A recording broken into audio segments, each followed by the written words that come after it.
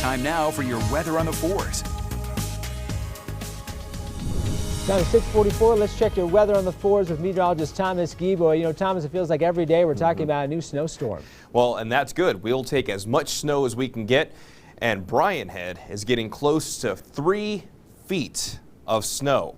So in areas in southern Utah, we have definitely seen that snow come through, and in some of the cottonwoods, we have seen some of our resorts pick up over a foot of snow within the last 48 hours. We're going to be talking about more snow as we go through today, especially during the first half of the day, but we'll also be talking about some pretty strong winds, and that's going to result in brutal wind chills with frigid air that's continuing to move in. And over the next day or so, it's going to continue to be frigid outside. We continue with the winter weather advisories, the winter storm warnings. Most of our valleys will pick up another inch plus, especially from Salt Lake City southward.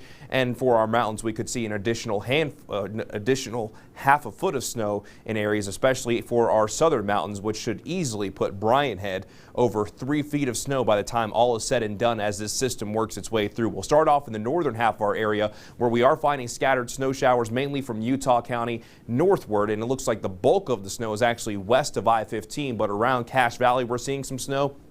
And also still seeing some snow in Elko on I-80. So this morning, if you're traveling really at any part across the state, make sure that you're building in time. We have plenty of snow in the eastern half of the state, the southeastern half of the state, and we're watching a cluster of heavier snow that's now working its way up towards Cedar City. And with the dynamics with this storm, do not be surprised around Cedar City if you hear a rumble of thunder as well. There's a chance for some thunder snow with this particular band that continued to work its way up to the north on I-15. And here's the view in Cedar City from Southern Utah University, where the snow has started once again.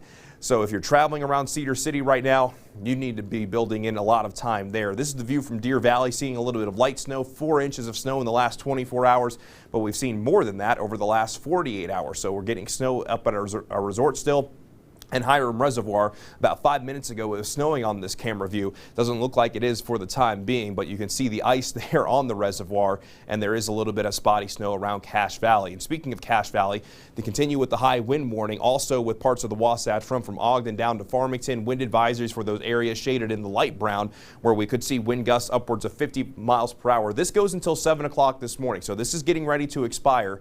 But even after it does expire, we are going to be talking about some strong wind gusts continuing through around midday before those winds really begin to die down as we go into tonight. As we begin the futurecast, a good chance for wet weather through the first half of the day, and then by the time we get into this afternoon, as the system starts to pull away, the chance for snow will gradually begin to go down, but you'll still see at 5 o'clock from Salt Lake City southward, we could still be looking at times of snow on I-15. Still could be a tricky commute for this evening in some spots as well. Then tonight, mostly dry conditions across the state as our skies gradually clear, all ahead of a quick system that's going to be arriving as we go into our Thursday night and Friday, which could bring a slight chance for some light snow, mainly in northern Utah. But today, on top of the chance for some more wet weather, it is going to be a cold day across the state. Only a high of 28 Salt Lake City, 29 Cedar City, 42 in St. George, and you could subtract about 5 to 15 degrees from what you see there, and that's what your wind chill is going to be today.